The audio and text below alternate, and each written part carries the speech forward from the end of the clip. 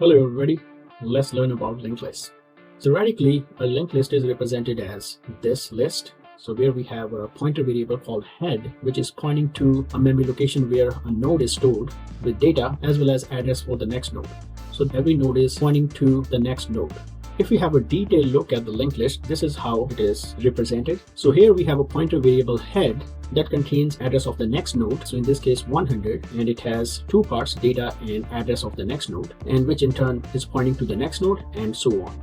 The last node has special characteristic. It is pointing to a null pointer or an address which is represented as 000, and we represent this null pointer as the ground sign.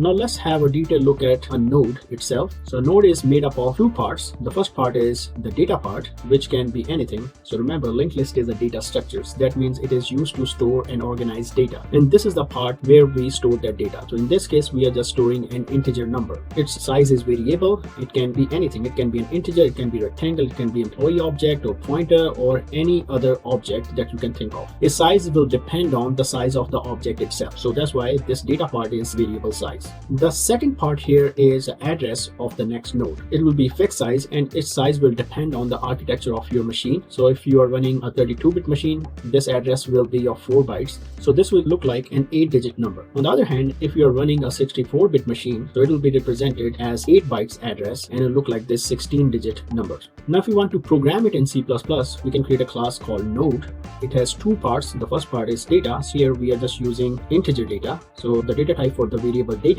will be int, and the address is pointing to the next node. So it will be a pointer variable that is pointing to a node, and it's named as next. So let's create this linked list in C++. So in this program, we are going to create the linked list manually by creating nodes one by one and then manually connecting them with each other. We're going to use the same node class from the previous slide. So we have two fields, int data and node pointer next. In the main function, we are going to create a node n1, which is dynamically allocated. So that means it's going to create a pointer variable n1.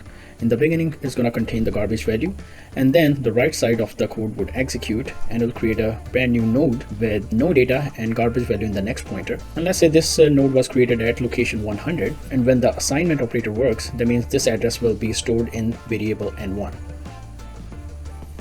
And that means now we have a pointer. We can go to n1 and get to the location 100 and print any data that's in there. On the next line of the code, we're going to put data 5. So that'll be assigned as n1 arrow data equal to 5. So this data 5 would be put in this node.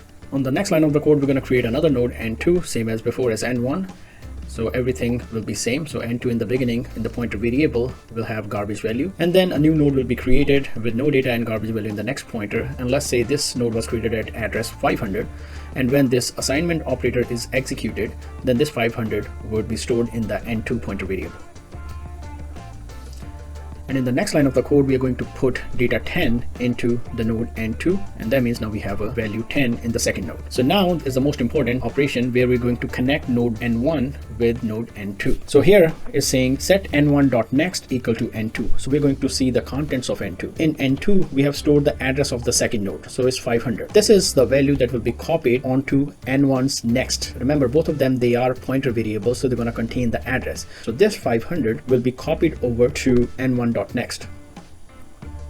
Now n1.next will be able to point to the node where n2 is pointing. So we have made this connection between two nodes. Now let's add another node to this linked list. So we're going to create a node n3, same as before. N3 will contain the garbage value. We're going to create a new node at location 400, and then address will be stored in the pointer variable n3. And let's put data in it by setting n3.data equal to 15. So 15 will be stored in the node. And then we're going to connect n2.next equal to n3. So n2.next, that is this value, will be set with the contents of n3. So this 400 will be copied over to n2.next, and that means this n2's next can now point to the location where n3 is pointing. So we have connected n1, n2, n3 in a linked list. Now if you see, the n3's next is still pointing at the garbage location, but what if we want to stop the linked list here? This should show the end of the linked list.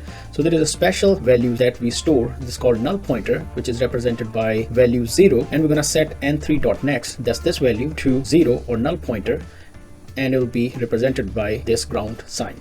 So in linked list, we just have address of the first node. So in this case, N1 is also called a head pointer. We should be able to go to every other node by using this N1. So that means we don't need this N2 and N3. And if we don't do anything, then this N2 and N3 will be garbage collected by C++ compiler and it will go away. So now we have this linked list where N1, which is the head pointer variable, is pointing to the first node, which in turn is pointing to the second node, and which is pointing to the third node. Now we can redraw this linked list like this. And now if we want to print out data starting at the head pointer, so we'll print n1.data. So remember, n1 is a pointer variable and n1.data means this content here. So it's going to print 5, and if you want to print the next data, it'll be n1.next.data. So n1.next, that means this location, and if you want to get to this data, that means go to the location which is 500 and print out that data. So that'll be this location, and we're going to print 10. And if we want to print the data for the third node, then we have to print cout n1.next.next.data. So n1.next.next, and its data will be 15.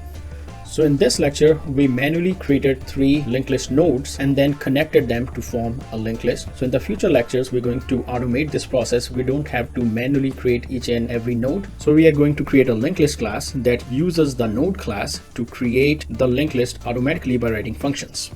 Thanks for watching.